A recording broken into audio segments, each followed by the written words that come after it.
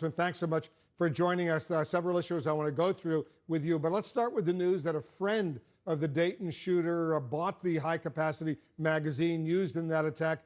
First of all, do you support a ban on these high-capacity magazines? Sure.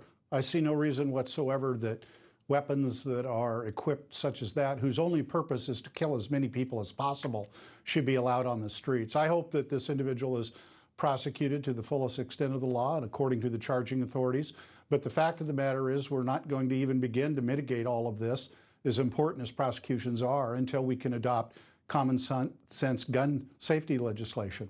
Republican Congressman Mike Turner, who represents Dayton, by the way, and now supports limits on magazines. Is this an area you think you can find common ground, Democrats and Republicans working together?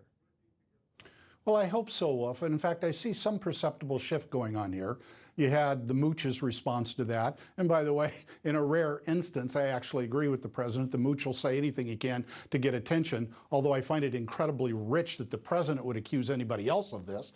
But you also had your own host, S.E. Cupp, announced that she has dropped her membership in the NRA. There are signs here, but we need to qualify and temper all of this by remembering Dr. Martin Luther King's wisdom when he said, change does not roll in on the wheels of inevitability. Because we also know the president is fickle. We know the president can change his position. We know the president has said that he hopes to get something in the way of background checks, but the NRA, who is opposed to all gun safety legislation, will have a seat at the table. And we know that a certain Senator, John Barrasso from Wyoming, has said he doesn't see something happening here.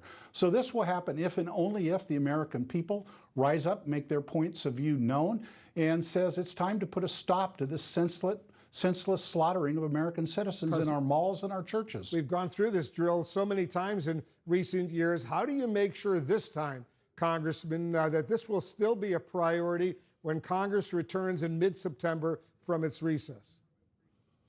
So there are lots of members of Congress, including the majority of the House, who, you know, Wolf, passed not one but two gun safety legislation bills in February, 6 months ago, both relating to background checks. The only way in which the Senate's going to move is twofold. One, if the President of the United States finally makes his position clear and sticks to it, that it's time to stop the slaughter.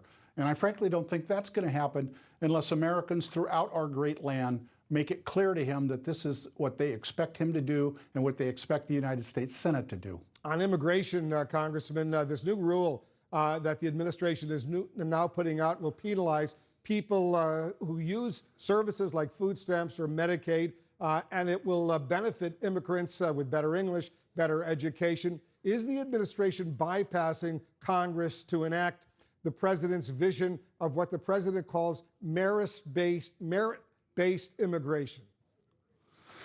Well, yes, of course he is. Look, the president hates all immigrants, except his mother and father-in-law and his wife, evidently.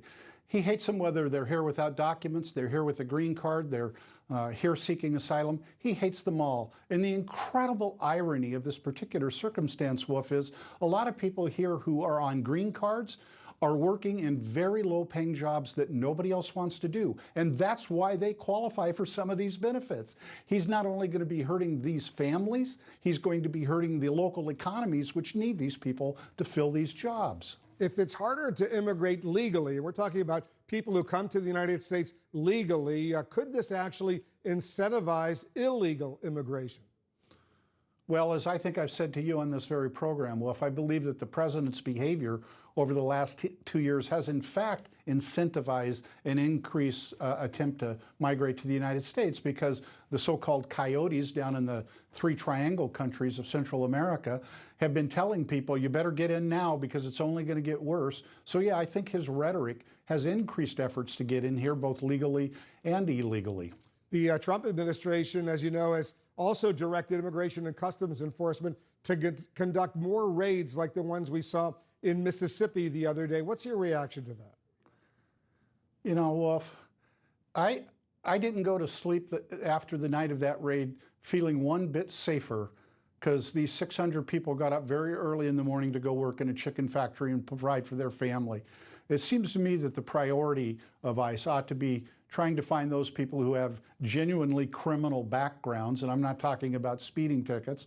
Some of these people actually had ankle bracelets, not because they were criminals, but because they had sought asylum here, and that was the way to continue to track them. I don't feel any safer that ICE undertakes this. I think they ought to have better priorities for what it is that they use their money for. You know, I was just down at the border week before last, Wolf, and we have a situation down there that isn't good.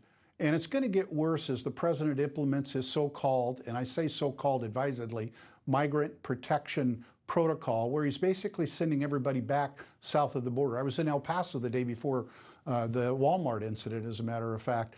And the truth of the matter is Juarez is going to struggle, and I think it's a ticking time bomb to deal with all the people seeking asylum in America that we've sent south. I think that's extra legal. And in fact, there are two courts that have suggested that that is an illegal action, but we'll see where that goes. Representative Denny Heck, thanks as usual for joining us. Thank you, sir. Up next, President Trump says he received what he described